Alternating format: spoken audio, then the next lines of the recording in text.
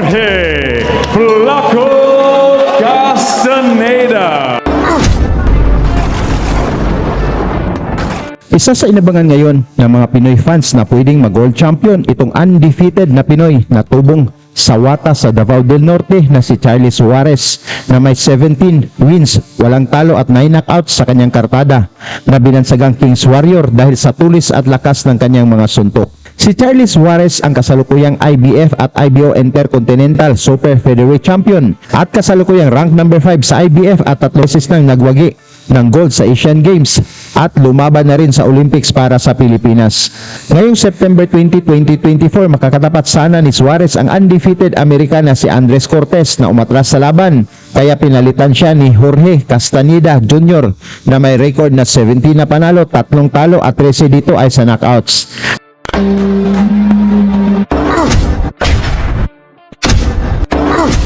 Ang laban nila ay magiging undercard sa super middleweight fight nina Munguia at Bazinian na gaganapin sa Desert Diamond Arena sa Glendale, Arizona, USA.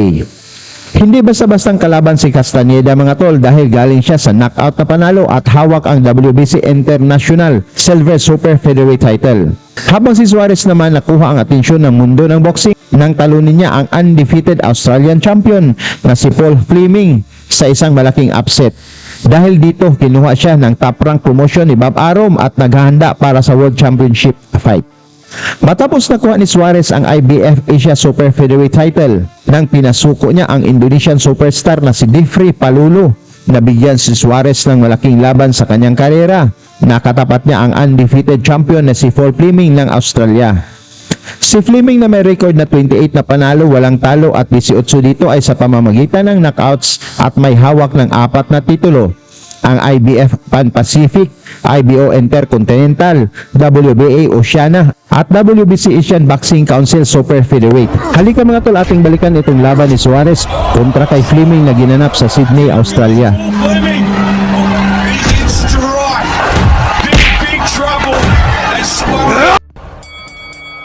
Umpisa pa lang ng laban, naging mainit na kaagad ang palitan ng mga malalakas na suntok ng dalawang boksingero.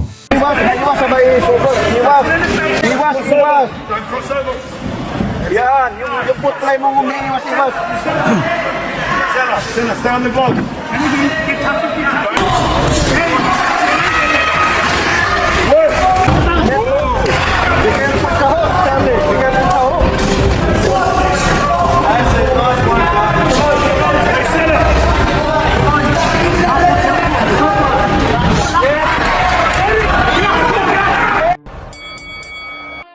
Sa ikatlong round, mas naging maaksyon ang laban at talagang hiyawan ang mga fans ni Fleming, ngunit hindi natinag ang ating kababayan.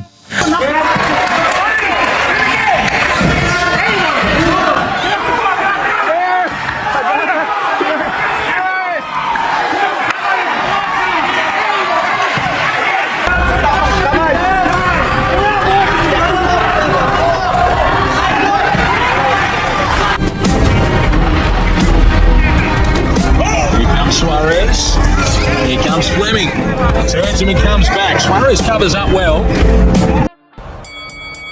Sa ikatlong round, tumitindi ang palitan ng mga suntok at talagang hiyawan ang mga fans ni Fleming, ngunit hindi natinag dito ang ating kababayan.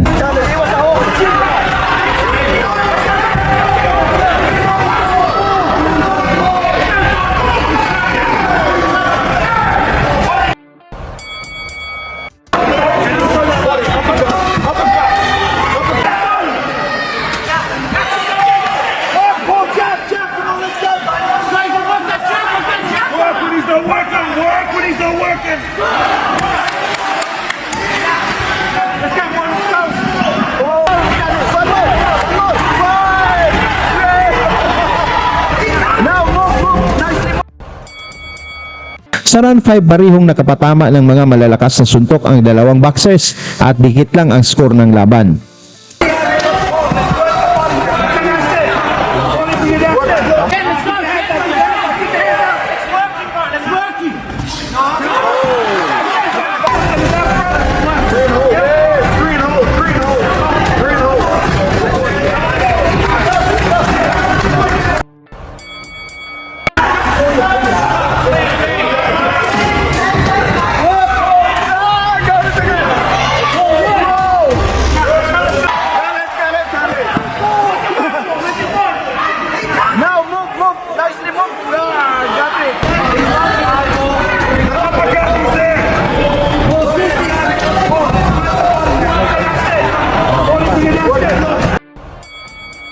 Tuloy ang aksyon dito sa round 7 kung saan wala pa rin nagpapatalo sa dalawang undefeated boxers.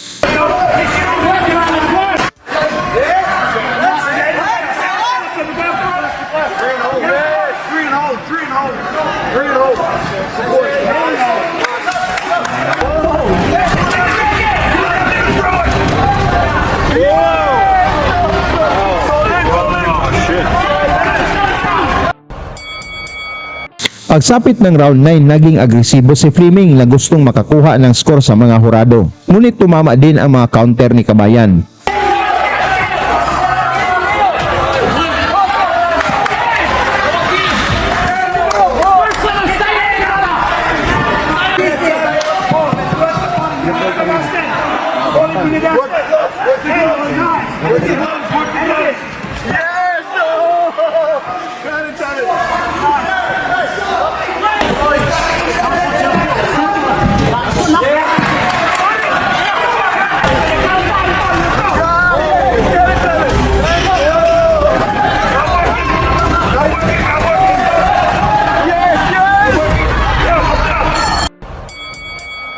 Sa round 11, alam ng kampo ni Suarez na mahihirapan silang manalo kung umabot sa desisyon sa teritoryo ng kalaban, kaya sinikap niyang pabagsakin si Fleming.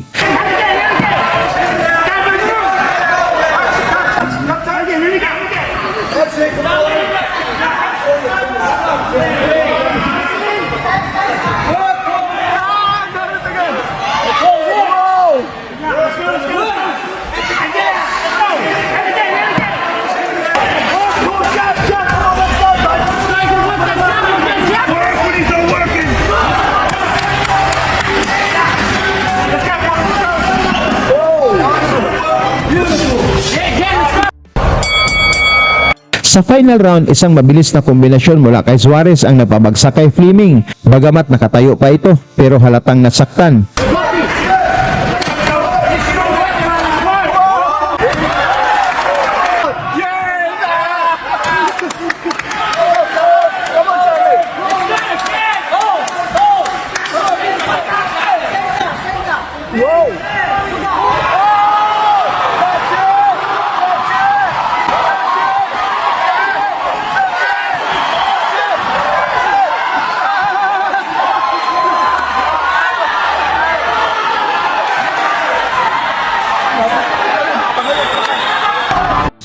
Hindi na nag-aksaya ng oras si Suarez at inatake na ang champion hanggang sa inawat ng referee ang laban na nagbigay kay Suarez ng technical knockout na panalo.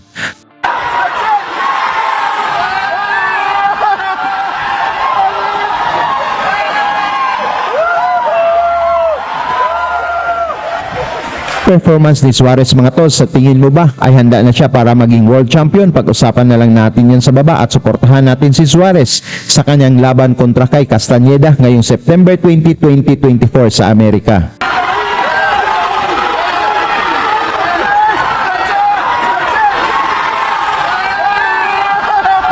Lagi niyong sundan, huwag magpapahuli.